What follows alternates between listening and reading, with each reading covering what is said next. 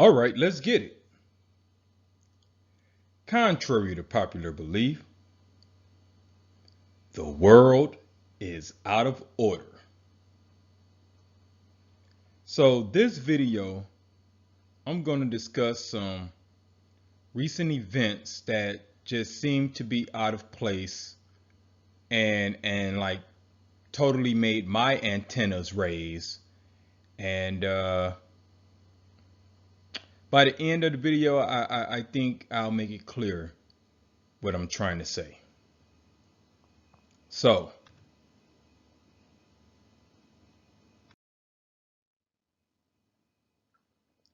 first I want to read this passage from Matthew chapter 24. And I'm going to start at verse 1. And I hope that you guys can see this. And it reads, "And Jesus, or Yeshua, went out and departed from the temple. And his disciples came to him for to shew him the buildings of the temple. And Jesus said unto them, See ye not all these things? Verily I say unto you, there shall not be left here one stone upon another that shall not be thrown down. And as he sat upon the Mount of Olives, the disciples came unto him privately, saying, Tell us, when shall these things be? And what shall be the sign of thy coming, and the end of the world? And Jesus, or Yeshua, answered and said unto them, Take heed that no man deceive you. For many shall come in my name, saying, I am Christ, and shall deceive many. And ye shall hear of wars, and rumors of wars. See that ye be not troubled. For all these things must come to pass, but the end is not yet. For nation shall rise against nation, and kingdom against kingdom, and there shall be famines, and pestilences, and earthquakes in diverse places. And these are the beginning of sorrows." Now, I just want to state for the record, I'm not a reverend. I don't consider myself to be a teacher. I did grow up in church. I was raised in the church, so I guess it's just in me, but I don't consider myself to be like a father or pastor or anything like that. I'm just a guy with opinions, and I'm a guy that pays attention to things, and I'm observant, and I just want to try and bring to the light, if I can, some of these events. So, this map on the screen is from BuzzFeedNews.com. And if you read the little caption above, it's basically talking about all of the forest fires that have occurred just this year. And I hope you guys can see this, but basically, if you got like a 5th grade geography level, right, you will see that the West Coast is basically been on fire like all year. But was strange, or I shouldn't say strange, but I'll say strange, is that you see the fire stretched all the way to Minnesota. You see there's fires in South Dakota, fires in Colorado, fires in Oregon, Montana, Washington State. I mean, like, the entire West Coast basically has been on fire this year.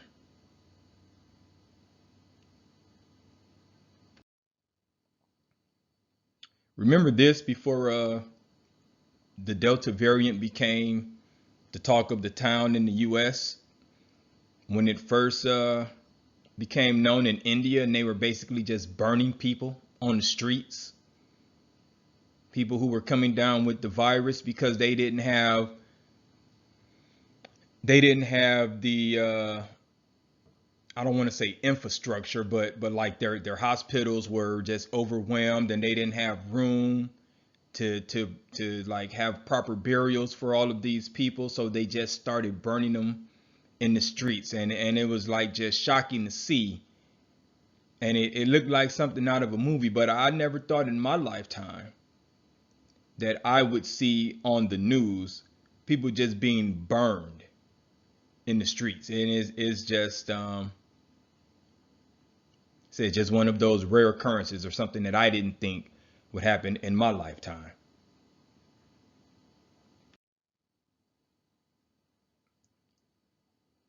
Haiti, Haiti, Haiti, Haiti.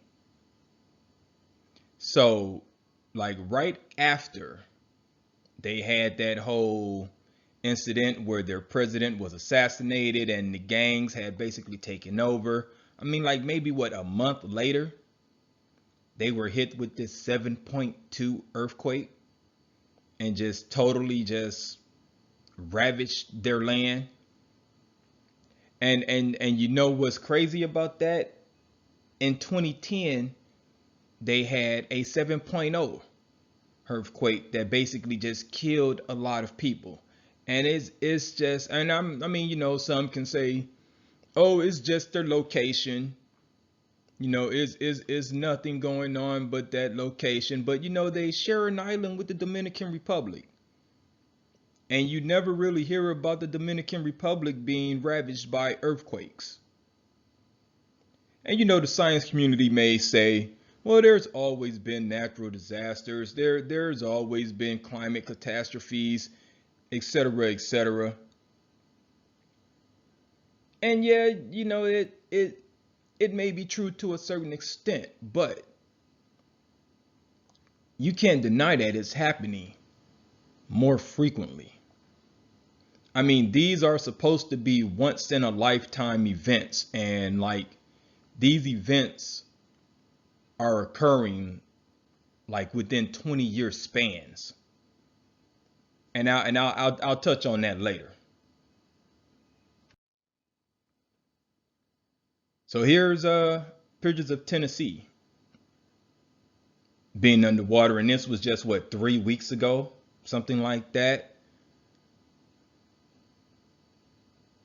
And I think they said it only rained for like what, 17 minutes. 17 minutes caused this type of flooding in Tennessee. And people may say, well, what's the big deal? Well, the big deal is the ramifications of these kind of events, right? It's the negative impact, the effects that it's going to have on these communities. People are losing their livelihood. They're losing everything in these events. But past the monetary losses, right? Past the financial losses. These situations create instances where there is no clean drinking water. They create food shortages. They create diseases. See, pestilence, famine, all the things that he was describing. These events lead up to those events. So that's what the big deal is.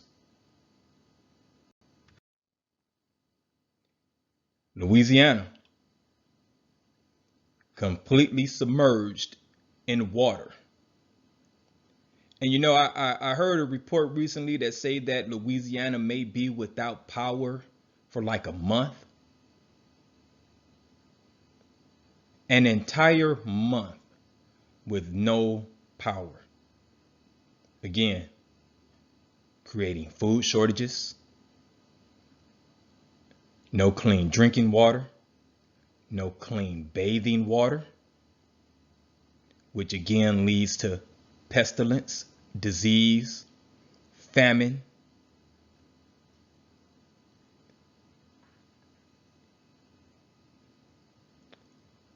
I heard someone say recently that they don't believe in coincidences. I'm not quite there yet, but hey, I mean, not that this is a laughing matter, but I'm just saying, maybe these things are not coincidental.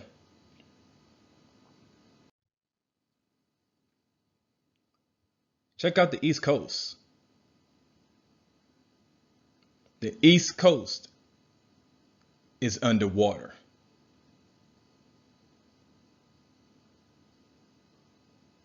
And I know like they had what Hurricane Sandy in 2012, what Katrina was in 2005.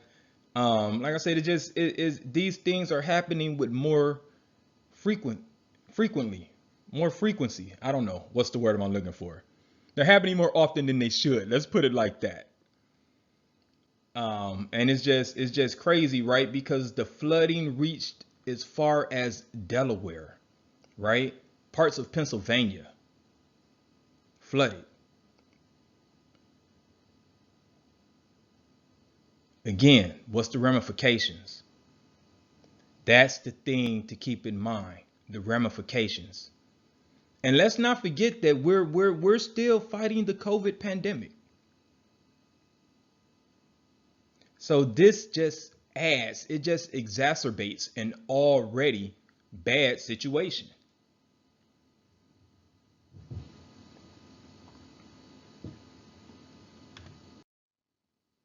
So I'm gonna sort of flip topics here. I guess it's sort of in line, but you'll see what I'm saying. So this is basically Israel, right? So you have the Palestinian Israeli conflict going on, which got swept under the rug really quickly, right? But we had that conflict going on this year. I don't know if you guys are aware, but they're trying to rebuild the temple in Jerusalem. And after they rebuild the temple, they're supposed to sacrifice a red heifer as a dedication. These are all end time prophecies. And go and study. Go and look it up if you don't believe me. Like I said, I'm not a prophet. I'm not a reverend. I'm not a minister. I'm not a preacher.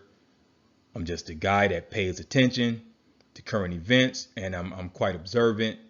And it's just, these are things that, of course, mainstream media isn't going to talk about it, but these are things that we should be paying attention to. So, do I think that we're living in the end times? Maybe. I don't know. But do I think that we are definitely living at the beginning of sorrows? I think there's a good chance.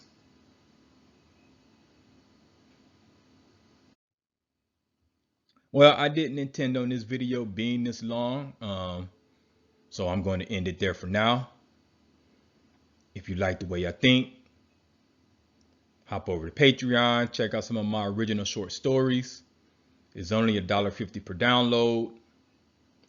Also, don't forget to like, share, and subscribe so you won't miss out on our future videos.